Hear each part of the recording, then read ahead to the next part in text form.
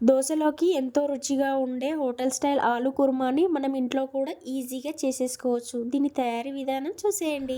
ముందుగా మనం పొటాటోస్ని మనకి ఎంత క్వాంటిటీ కావాలో అన్ని పొటాటోస్ తీసుకొని ఇలా ఈ విధంగా బాయిల్ చేసి పెట్టుకోవాలి.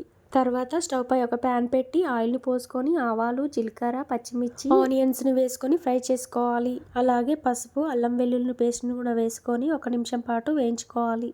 తర్వాత ఉడికించి పెట్టుకున్న ఆలూని వేసేసి అంతా కలిసిపోయే విధంగా స్మాష్ చేసుకుంటూ కలుపుకోవాలి. తర్వాత 1 టీ స్పూన్ కారం, 1 టీ స్పూన్ ధనియాల పొడి వేసుకోవాలి.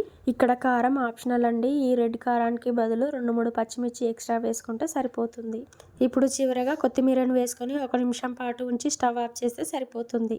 అంతేనండి, ఆలు కుర్మా రెడీ అయిపోయింది. దీన్ని దోశలో కానీ చపాతీలో కానీ వేసుకొని తింటే చాలా బాగుంటుంది. మీరు కూడా ఒకసారి ట్రై చేసి ఎలా ఉందో కామెంట్ బాక్స్లో చెప్పండి. మీకు ఈ వీడియో నచ్చినట్లయితే తప్పకుండా లైక్ చేసి, షేర్ చేసి, సబ్స్క్రైబ్ చేసుకోండి.